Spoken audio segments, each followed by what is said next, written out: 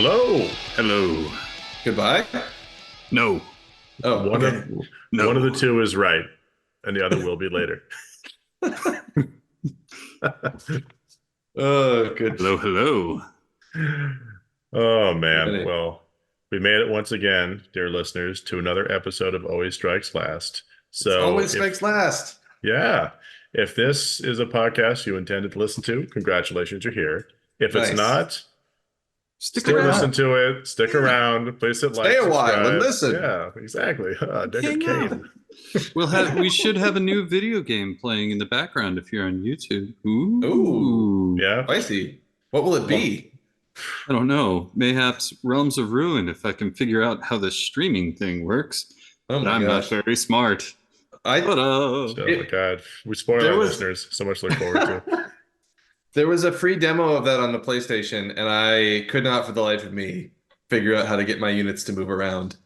you gotta play the campaign. It's actually I really enjoy it. I'm not a big video game player. I literally log on to Xbox maybe once a month to play like a serious video game like No Man's Sky. I play about 2 hours of No Man's Sky once a month, and that's about it. Or I'll get on and play Gang Beasts because you can literally turn your brain off as you're punching other giggling people, right? This game was actually really engaging. It was about the most engaging kind of combat that I've played since, or RTS, I guess, since like Dawn of War 1 with the expansion packs. So I really enjoyed it because it reminded me a lot of Dawn of War 1. Nice. It might just be the I was just struggling with the controls. Yeah, for Xbox, it works fairly well. It seems counterintuitive until you realize that it's trying to train you to use the controls in a different way. Okay. Yeah, it's like like an Apple product. There's all this stuff it says it can do. It's going to punish you if you don't do it, but it's up to you. Don't do it that way. Whatever way you want to do it, fuck you. Yeah, exactly. There are many ways to do it. One of them is right. Yeah, exactly. Yeah. Figure it out. Oh my gosh. That's a pretty strong recommendation though, Matt, for Realms of Ruin. It's almost as if certain listeners out there might take note and send you a 4th edition box set. I would love that if you can. You know, one of the things that I think that really got me with it too, and it kind of leads into our discussion of the day, I suppose, is it actually makes prosecutors act like I want them to. Like they actually feel like they should play in the game on the tabletop. Miles knows I've been trying to throw prosecutors on the board at him on and off over the years for however long now, and they just suck. They're horrible on the board.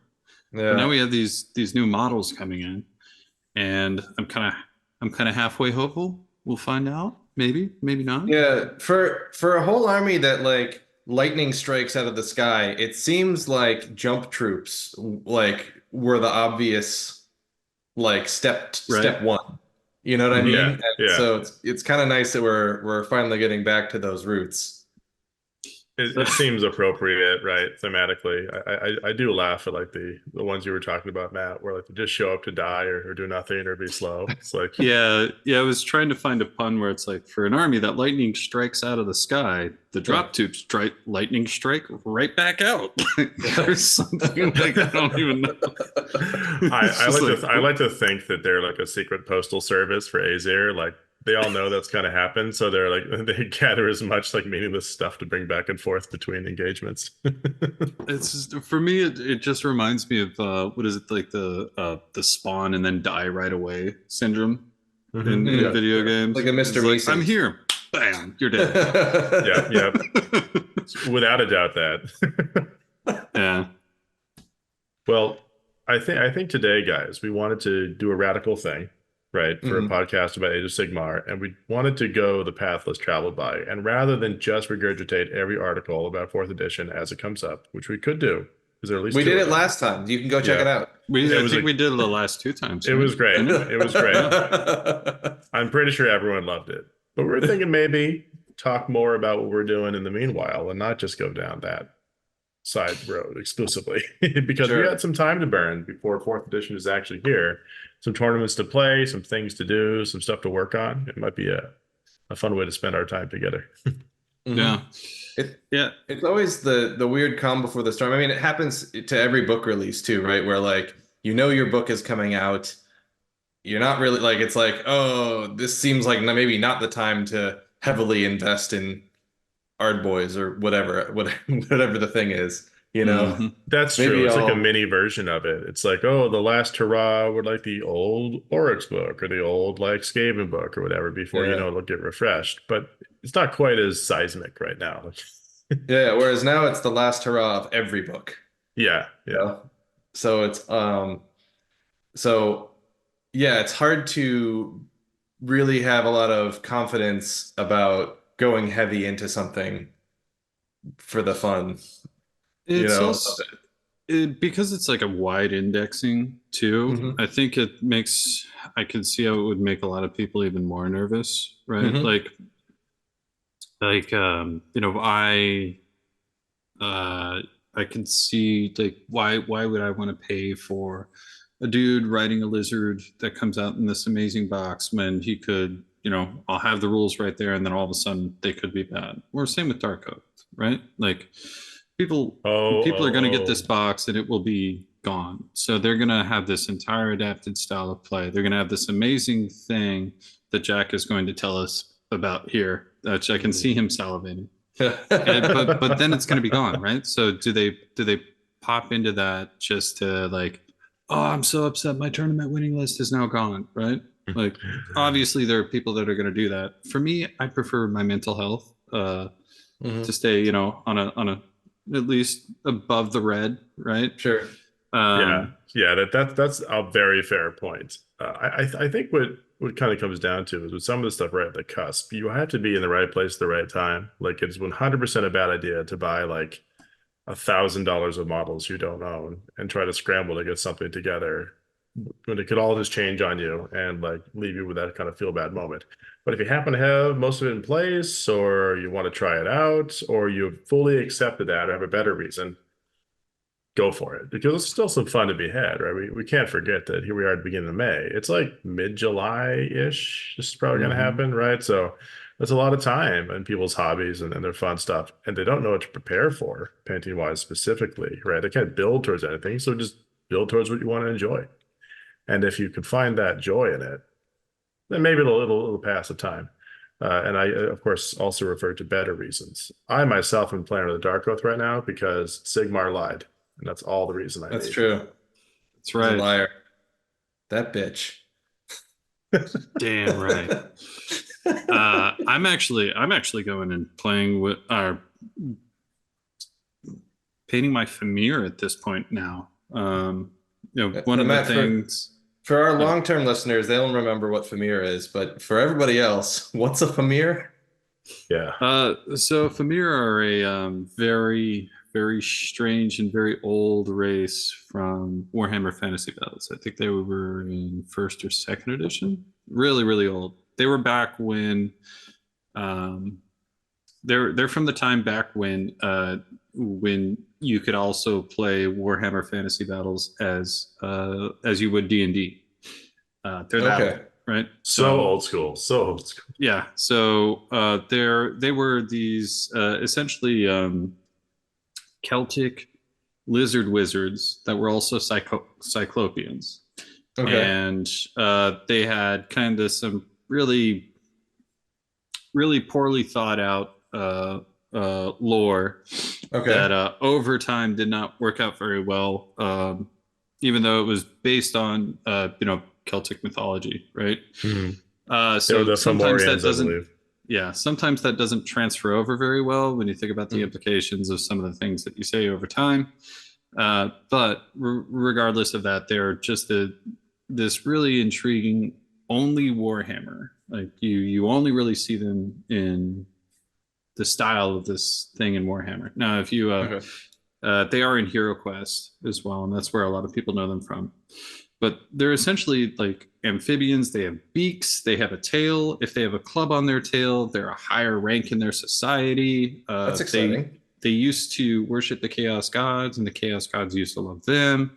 But now the chaos gods are like, ooh, shiny new humans, gimme, gimme, gimme. Okay.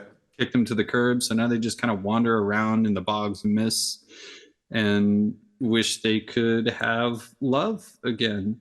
Sadness. And if I'm remembering, you have a giant pile of these from Forge World Yeah, before they started making them. so this is the real fun. This is the funny part. I really wanted to just like double down on this. In the transition from second to third, there there weren't that many changes, but if you remember, there were a couple of models that got legended right at the beginning, and a lot of that was Forge World stuff. Well, right before that happened, I bought about, I'd say, in today's terms, maybe about 1,000 points worth of Famir. Okay. Because I wanted to have a Famir army, and at that point they were a little bit more expensive. Armies were smaller, yada yada yada yada, and that would have been enough to actually have a Famir army. I think it was the week before they showed up on my doorstep, the army was completely squatted and thrown into Legends. Oh my God. And so I've been sitting on just a ton of Famir. And then I decided this time I want to keep that theme going. And I doubled down and finally got the rest to give me a 2,000 point army of Famir if I were playing them as Ogroid Therodons. So now I have an insane amount of Famir. I think it's 48 models, 49 Famir. And they're going to, each of them are pretty much going to be done up as far as I can, hobby-wise, conversions, etc. And instead of focusing on, what army am I going to play in the new edition? What am I going to do about this? They're going to have all those like pre-army releases and news and stuff. I'm like, okay, cool. You know what? I have an all legal proxy army that I can play whatever I want when that index drops out, and they're going to be, as beautiful as possible. I can just focus on these guys. And yeah, that's what I'm doing. Just painting Khmer. And also working on an insane Keeper of Secrets conversion for one of our. You've been posting that on the Discord. It's who's it's Lolth, right? From you're talking about the spider D&D, queen from right? D&D? Yeah, Lolth is the drow goddess. Yeah. I have no idea. I just basically like so one of our patrons has been building, and good buddy has been building a spider Slaanesh army, and so I was like, he was starting to talk about, I need something that's themed for this so I can have the entire themed army. I'm like, that's wonderful. And he's like, oh, I need to convert this. I was like, it's going to be super easy. He's like, I don't know how to do it. I'm like, send me the kits. I'll get it done in a week. So that was the inspiration for that, because it's very cool, if slightly not safe for work with the various gribbly bits. Yeah. So the funny thing is, like, as I got that, I started, when you do a heavy conversion like that, right? You kind of want to let the model express itself, like find the points that fit. Like you can have like a vague idea, and of course, and as I'm looking for, how is this going to fit? I noticed exactly where the spider's mouth was, and how I could make that work. And I was just like, oh. So I sent him a little DM going, can I please do this? Please let me do this. And now there's no restrictions, which means I'm gonna have to do like a lot of sculpting on it. And that week has now gone to like probably a couple of weeks, because I really want to make it as disturbing as possible. That's nice. It's Slaanesh and it's a spider. I mean, it's very cool, and it's well on its way. Any Discord members, you'll see the finished product when it's completed there. It's gonna make you squirm. I hope. I hope at the very least. Like it should make you squirm and go, cool. Ugh. Yeah, Yeah. nice. Like that's really awesome, but I don't want it to touch me, you know? Yeah. Like I that mean, kind of thing. it does look like a Keeper of Secrets where that theme would look already. And that's I think very on point for like Slanesh, right? It's not the toned down version. It's the I'm Yeah. in the realm of decadence version. Yeah. It's like you came here, you showed up, you paid for this. Welcome to the Yeah. show, you Are know? you not Yeah. entertained? Yeah. Yeah. Indeed. You don't like this, turn right around and go back to that gross garden, that crystal labyrinth. But here we have this. Yeah. But also we're Slanesh. We're not gonna let you leave. Yeah. Yeah. But it's your Um, choice. but it's also your choice.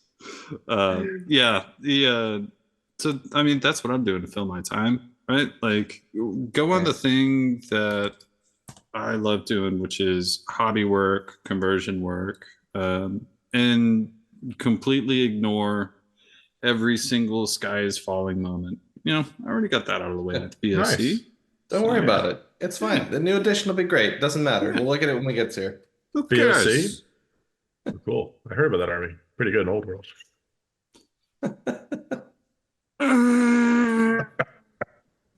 Jack, how is the Dark Oath going? That was too soon. It was too soon. I'm sorry, man. No, the Dark Oath is going great. I've been having a lot of fun with that. So a little bit of explanation of this journey. You know, I had this giant Slaves to Darkness army, right? And been doing that for a while. And this box had come out. It looked really cool. So of course, like So I beautiful. pre-ordered it, said I gotta have this in my collection. Even though there was maybe some redundancy and model overlap, all the new stuff looked cool.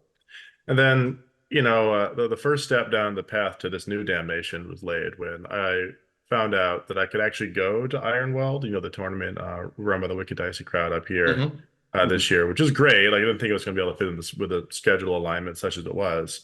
So all of a sudden, I had one big GT before the end of the season, and I also Nice. thought I could maybe use it to focus a project. And I've been having an awful lot of fun with my Cabal, the Black and Snowflake army, and that's had Mm-hmm. quite some success. But I thought maybe I could use this as a motivator to get stuff done on the Dark Oath and to get things moving there. And the final two nails in the coffin with it came when I started looking at the rules. Then I started realizing that I in fact already had 60 Dark Oath Marauders, all of them painted somehow. Yeah, so first I took a survey of that, and I have all these decent looking painted old Marauders, and this is to be rebased, and they're very much the thing. And then I realized I could make a very fun little army with some small additions. So I went Mm-hmm. ahead and I started working on that, and getting things ready, ordering some stuff, to keep the timeline, maybe even play with it. And I actually managed to get a 2K Dark Oath only almost game in this week, to test out some of my theories. And Nice. it was something. It was something. Um, but yeah, I guess we can go more into it if it's helpful for everyone's listening chops in the podcast. But the reason this is like a totally different style of army and fun, if you've looked at the new Dark Oath rules, is Mm-hmm. that these guys are out there kind of not worshiping any chaos god, trying to, make little like almost like transactional oaths with the dark powers for things like enough strength to cleave their enemy's skull off or to heal a wound or to win a battle. Okay. And they're very much like evil Conans, top to bottom. But part of their evil Conanhood is that, they have some fun, spicy rules about how they can get powered up as they do specific things from the battle, but also a lot of really interesting interactions with their kind of cursed existence. Because as they write it up, these tribes sort of have guardian monsters, like semi-demonic beasts called wilder Mm-hmm. fiends, which are kind of like protectors and predationers of the tribes they originally hailed from, because they're like the mutated monstrous remnants of like the old chiefs and shamans and stuff. Okay. And they So it's demand, like a different path from Spawndom. yeah, it's They like didn't make the it to Demon Prince, but they weren't cursed to be a spawn either. it's exactly in the middle, it feels like, Okay. because they're not like dismissible like demon princes. They're very powerful, they control a lot of weird dark magic, and they need to be appeased. But they protect their old tribes, like they'll make sure they kind of have some boons or blessings or get through battles and all that. But at the same time, they might require like every 10th member of a tribe to be sacrificed once in a while or something like that, to keep them happy, and that's how Hmm. also they stay well fed. So very weird but cool dark relationship with these like sort of demonic entities. But that's how the Dark Oath kind of do their own thing. Screaming Hmm. hordes of barbarians out there fighting, trying to impress the gods with support from these guys. Kind of dying to a purpose too, because that ends up empowering these wilder fiends and whatnot if they die nobly or bravely. So, if you think about how they work on the battlefield, your Marauder is basically a very, very lightly armored, not particularly impressive fighter. Like we're talking a 5-up save, 6 move, a couple kind of mediocre attacks, and 1 wound. But they also get murder rolls and they die. They get some extra rend if they make a charge. Like they're Hmm. cheap 80 Mhm. points. They're big blocks of guys that sit there.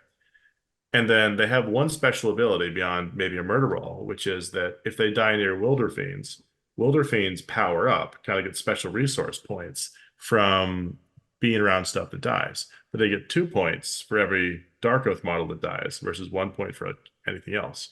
And they can Okay. use those points for all sorts of cool magical effects to help out the tribe.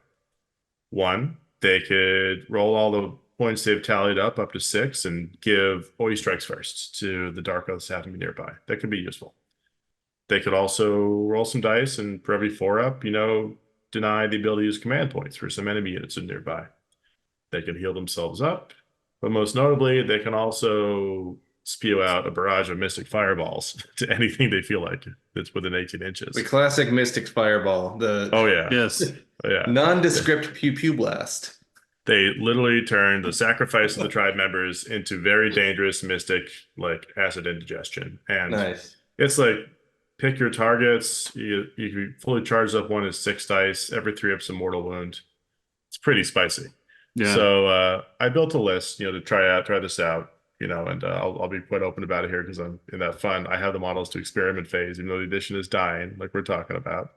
Uh, and I have 60 Marauders. I have a couple War Queens. I got some Sorcerers. I have the guy on the horseback coming soon.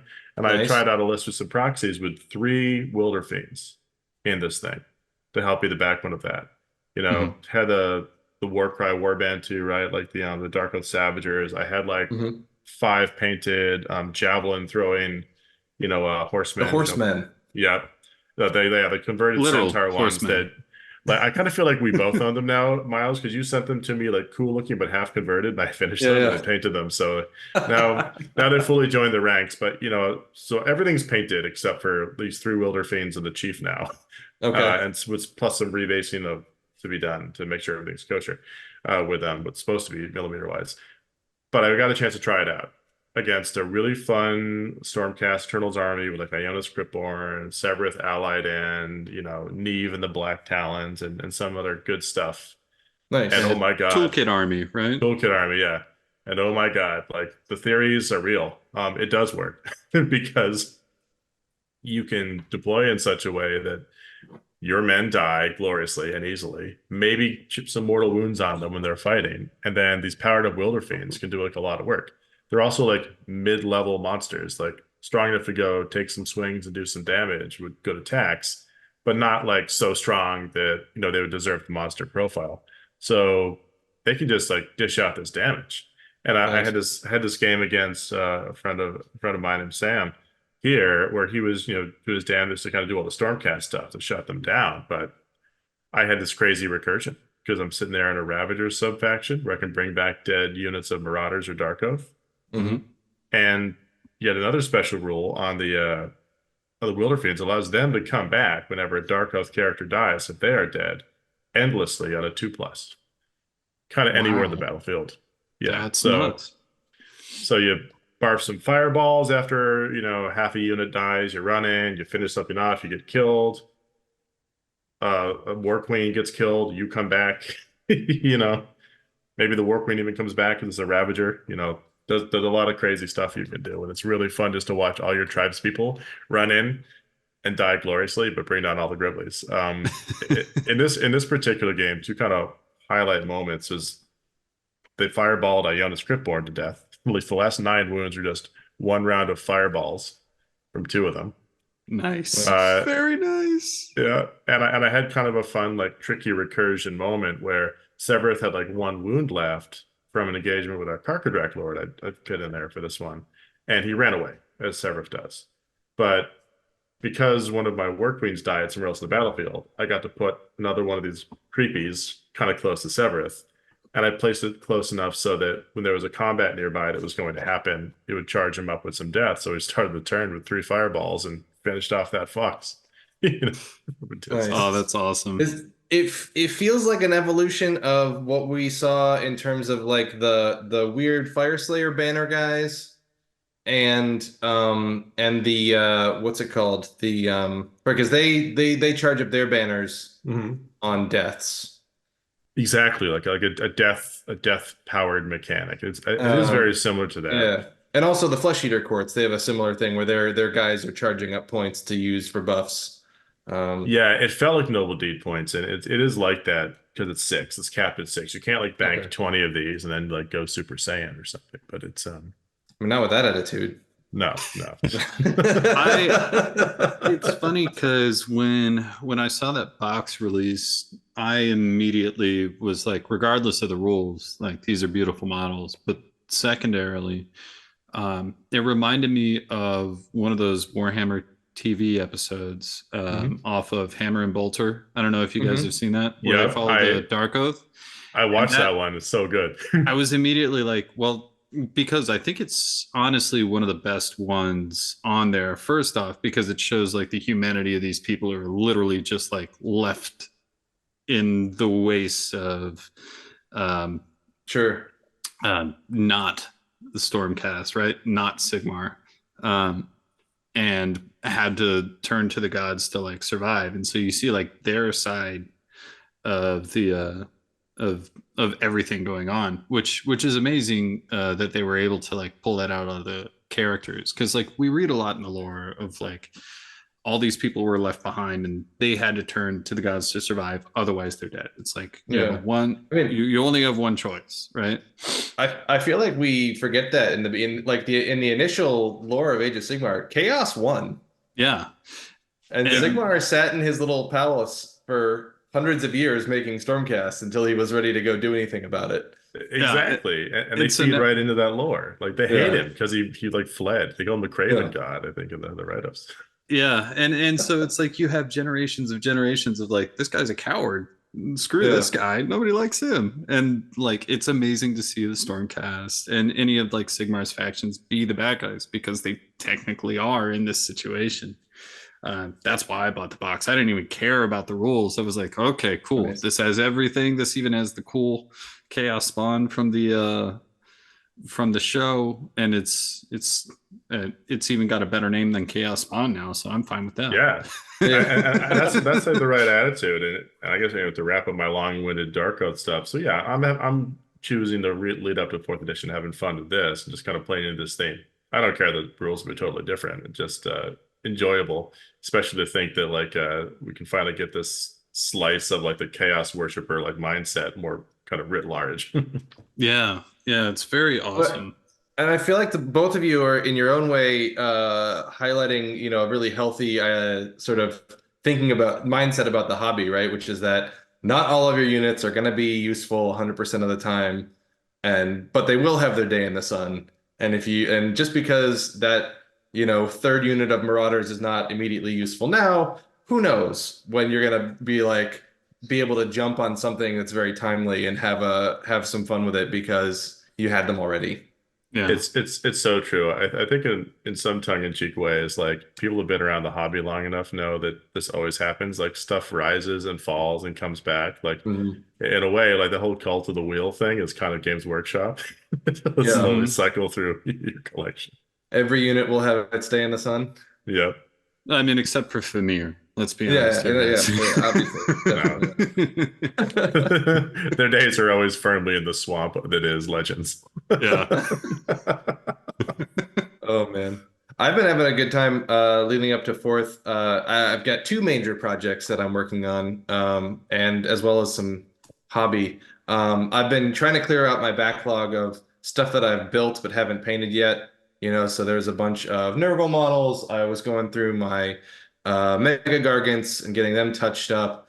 There's a never-ending supply of Kharadron Overlords that I've got the bits for now. So just sort of going through and getting the armies, because you'll have units where it's like, oh, I didn't go back and finish the base on this one, so or these guys, this unit, so let's go back and touch that up, and so just trying to tick all those boxes. Um, the next project that I'm working on actually is kind of very fun, which is that there have been some rumblings in the Always Strikes Last mythos of merch. And Merch. Is this the fifth Chaos God? exactly. Merchandise. Yeah, and it's back whenever we started this podcast years ago now, this was the distantest of pipe dreams, but it's very fun to get a t-shirt with your thing on it. And so we've been setting stuff up. We got the web store mostly working this morning, so within, not too much longer, we will have our merch available for consumption by the general public, and been going through some fun designs. Worked with an artist I found on Twitter whose name I can't remember right this second, but we definitely tagged him in the designs. He did a fun orc that we have on our shirt.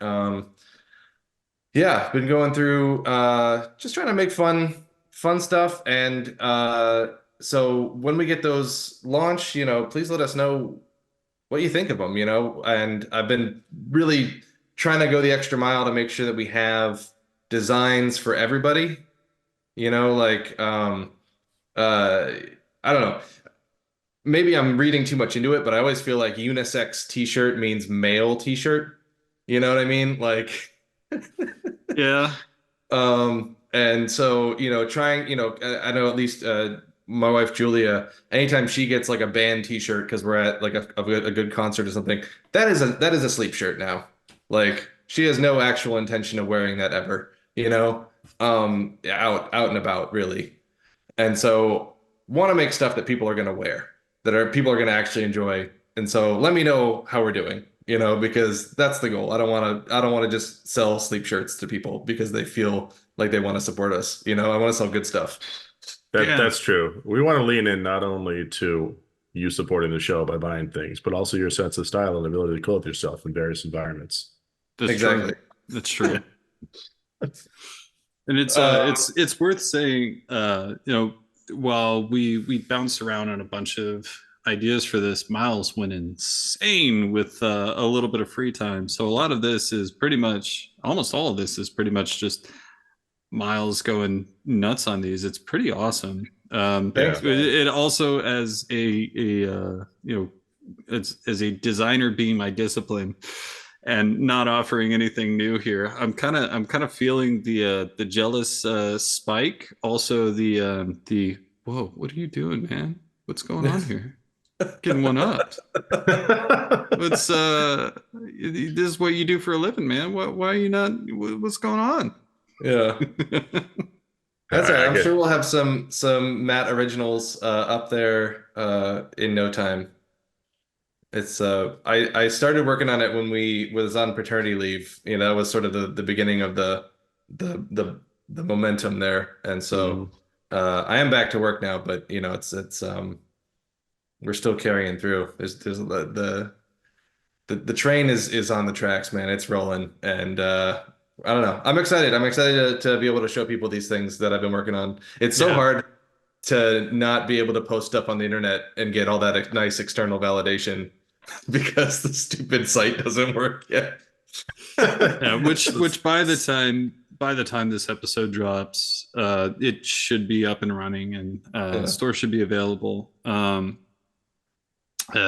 yeah, like 100% kudos, Miles. Like everything that you've done is just awesome on this. I'm really cool really stuff. excited. I'm going to validate you by saying it's very cool stuff, and the world will soon.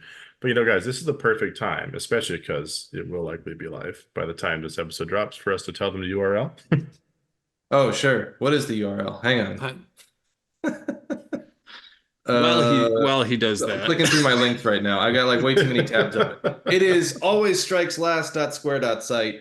Um, I will try and make it so alwaysstrikeslast.com redirects to it, but alwaysstrikeslast.square.site is the actual direct URL to this Yeah, thing. it will probably show up if you Google that, but also we'll try to put the show notes and all that as Oh well. yeah, absolutely. Yeah. No, for sure.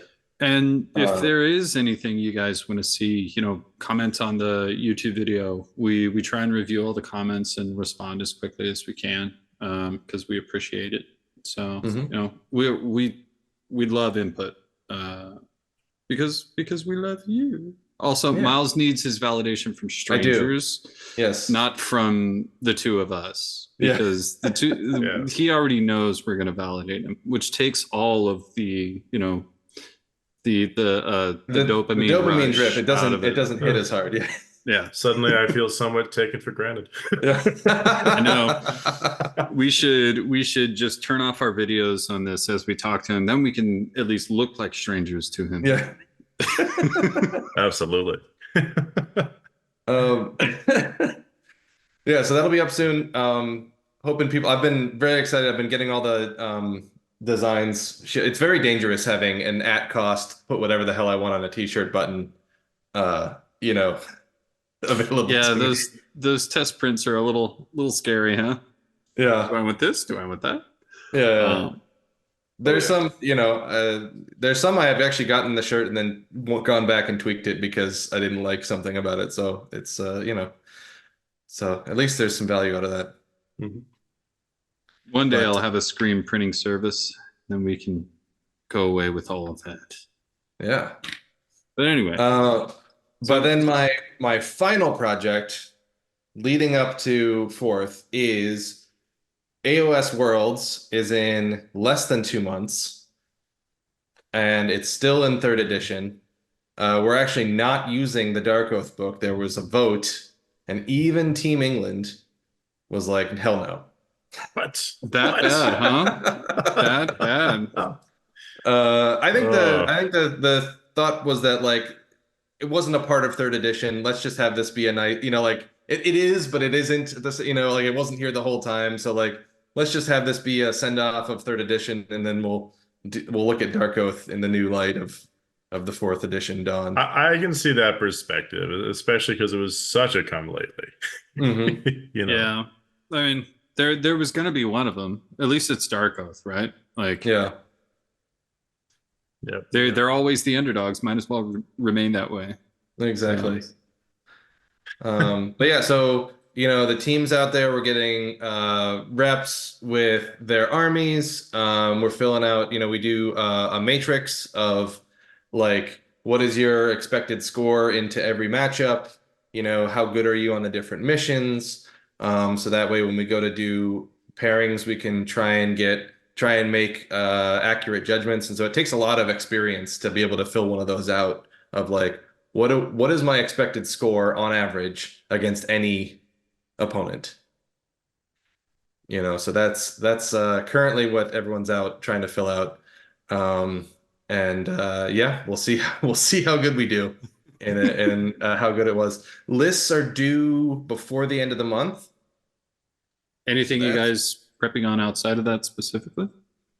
outside of like just filling out the matrix or Mm-hmm. um a lot of it has been, obviously people are trying to get their lists tightened down before we have to submit them. There's a lot of hog trading of like because only two people can take Blizzard in their list, and only two people can take, only two people can take each of the core grand strategies, and then other than that, there's no duplicates. So if you want Spell Portal, no one else can have Spell Portal.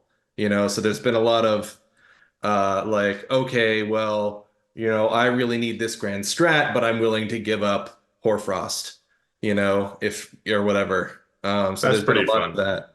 Yeah. Um, very interesting. And then or people being like, oh, actually, if Hoarfrost is available, I could actually make like that wasn't like in a world where I could take Blizzard, I would have taken Blizzard. But if I can take Hoarfrost, yeah, I can make that work. So. Nice. Some fun revisiting of some of the, when we've going through all of there's only one each of the different null stones. So there's been some contention about that. Got like one dude in the corner just sitting there was like, I want Rupture. Yeah. Everybody's like, yeah, fine, go ahead, take it. Like, we don't want it. There's no one cares. Shut up. That's funny. Yeah. But yeah, only one Arcane Tome, only one Amulet of Destiny, only one only one Shaman of the Chilled Lands. So it's been an interesting time trying to get everyone sorted. Yeah. And then also trying to figure out, what armies people are going to play. We kind of want some armies that are going to score big, some armies that can kind of take on anybody and score pretty well, and then some armies that like are just trying to keep their big scorers from scoring big. Mm-hmm. It's like, hey, I'm gonna lose this, but you're only gonna score 12 points when you should have scored 20. Because it's on a differential system, so every point that you score is a point they don't score. Yeah, which is cool. It's so much tactics. I can't even read, so like doing math is hard. It is hard. The math is hard.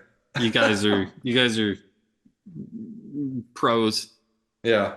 And we'll have more Worlds coverage as we get closer and all that good stuff like we did last year. Absolutely. But that's definitely eaten up a big chunk of my brain space right now. As it should. You got to represent, right? So absolutely. In some ways, like you're not even really allowed to think about Fourth Miles until we cross that bridge. No, exactly. Yeah, it's we have a complete ban on discussing anything Fourth related in the Team Ireland chat. People keep posting, and I keep tapping the sign. That's gotta be.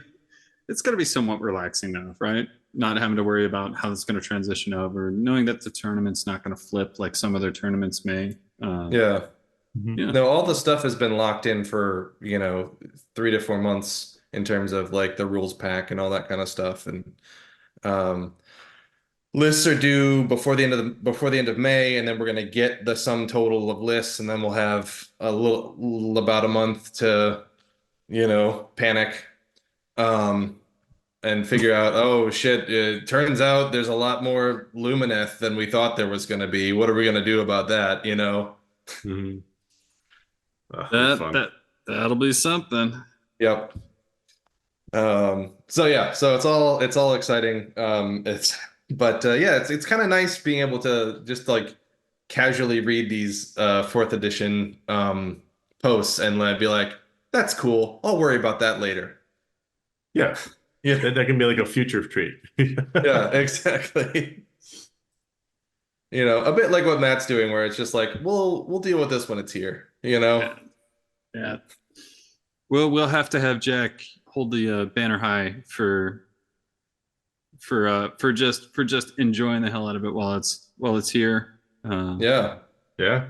Enjoy that swan song, then we'll see what comes next. Cool. Nice. Well, I think we've milesed ourselves to a good place. Ooh, nice. Yeah. Guys, tight little episode. We've done it. Everyone out there, thanks for joining us. Yeah. Nice. Again, leave a comment on what you want to see. Is there a specific thing you'd like to own that has ASL on it? Exactly. Or the actual non-acronym, of our podcast, that too. And if you're one of our patrons and you're in the Discord and you ask for specific merch, Miles is much more likely to listen to. That's true. Indeed. Yeah. And I'm excited. I'm excited not worrying about 4th. What a great time to be alive. That's the real takeaways. Don't worry about 4th. It's fine. Big takeaways today. Don't worry about 4th. Enjoy the ride. Sigmar lied. Yes, Sigmar lied. Sigmar lied.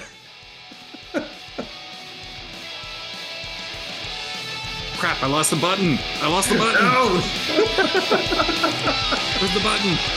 Recording stopped.